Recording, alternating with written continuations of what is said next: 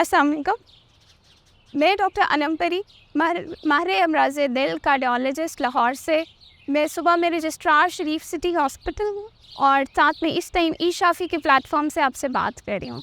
आज हम थोड़ी सी ख़ास बात करेंगे, जैसे कि दिल का अटैक आ जाना, हार्ट अटैक, जो कि बहुत कॉमन बीमारी है, लेकिन इसको हम उतना ही कॉमन यानी कि आम ले लेते हैं और आसान ले लेते हैं और बिल्कुल भी इसके बारे में सोचते नहीं हैं। देखें, आजकल के ज़माने में क्या होता है कि बहुत ही यंग लोगों को 20 से 30 साल की उम्र के दरमियान भी, ख़ास तौर पे मेल्स को, ये सिम्टम्स आते हैं और अचानक से आते हैं और उनको वो मैदे का मसला समझ के इग्नोर कर देते हैं, जबकि ऐसा नहीं है। हार्ट अटैक बहुत ही कॉम्प्लिकेटेड पेचीदा बीमारी है और इतनी यंग एज में हो जाना बहुत ख़तरनाक बात है।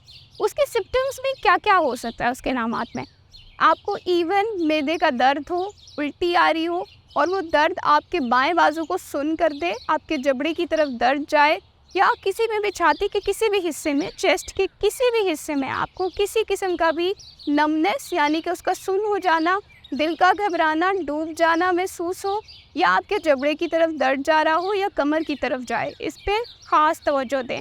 अगर आपकी फैमिली हिस्ट्री है, आपकी फैमिली में कोई भी मर्द 50 साल से कम उम्र में या फिर फीमेल्स 65-60 से कम उम्र में दिल की बीमारी की मरीज़ हैं, तो ख़ास तौर पे अपनी फैमिली को आप प्रीमेच्योर कॉर्नरी आर्टरी डिजीज़ यानी कि प्रीमेच्योर हार्ट डिजीज़, आप यूँ कह सकते हैं कि इन तरह की फैमिलीज़ में प्रीमेच्योर हार्ट डिजीज़ होती है, उसके बारे में आप ख़ास ख्याल रखें और अपना भी ख्याल दें।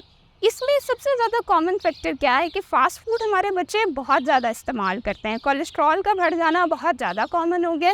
कोलेस्ट्रॉल के साथ साथ बीपी, शुगर, ऐसी बीमारी अगर आपकी फैमिली में भी है, तब भी ये जल्दी हो जाना हार्ट अटैक का सिम्टम बहुत ज़्यादा है। इसके अलावा बच्चे स्मोकिंग, सिगरेट ले रहे हैं, शीशा, जो भी चीज़ हमारे इर्द गिर्द, ये सब सेहत के लिए बेहतर बिल्कुल भी नहीं है। इन सब में नारकोटिक्स होता है और आप निकोटीन यानी कि जो सिगरेट का मवाद है, किसी भी किस्म का नशावर चीज़ें हैं, ये सब इसके लिए आपको परहेज़ करना बहुत ज़्यादा ज़रूरी है, क्योंकि ये सब ख़तरनाक चीज़ें हैं।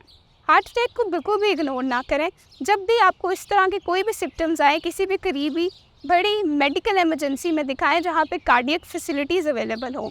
अगर आप इस किसी भी साइट पर जाते हैं, बड़े बड़े लाहौर के सारे हॉस्पिटल्स हैं, जिन्ना अस्पताल है, म्यू हॉस्पिटल है, शेख ज़ैद है, सब में दिल के बड़े डॉक्टर्स अवेलेबल हैं। इसके अलावा शरीफ सिटी में भी हम सारी फैसिलिटीज़ दे रहे हैं। इसके अलावा जो ख़ास बात हम आज करना चाहते हैं वो है एंजियोग्राफी क्या है।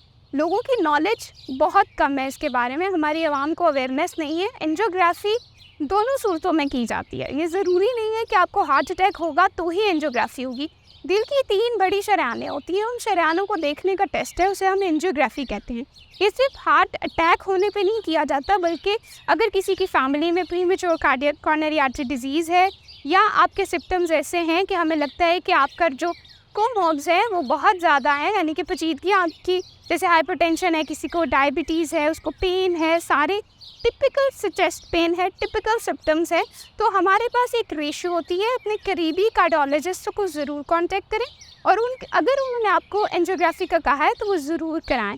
इसके अलावा एकोकार्डियोग्राफी जो है वो अल्ट्रासाउंड है दिल का, और जो दिल का अल्ट्रासाउंड है वो सिर्फ दिल के पट्टों को देखता है और वो हार्ट फेलियर या किसी और बीमारी के लिए भी इस्तेमाल होता है। लेकिन अगर आपको दिल की किसी भी किस्म के कोई भी अलामात आएँ, कार्डियोलॉजिस्ट को रुजू करना बहुत ज़रूरी है, और आपकी फैमिली हिस्ट्री हो तब भी लाजमी दिखाएं और अपना ख़ास ख्याल रखें। और जब चाहें आप ई शाफ़ी के प्लेटफॉर्म से भी एंजियोग्राफी, एंजियोप्लास्टी और हमारे से किसी भी किस्म की इन्फॉर्मेशन ले सकते हैं और उनके प्लेटफॉर्म से बुक भी कर सकते हैं, जहाँ पे भी हम इन क्लिनिक करेंगे एंजियोग्राफी और इन सारी echocardiography, angiography, ETT, Holter monitoring, उस सब की फैसिलिटीज़ ज़रूर देंगे। Thank you so much, take care.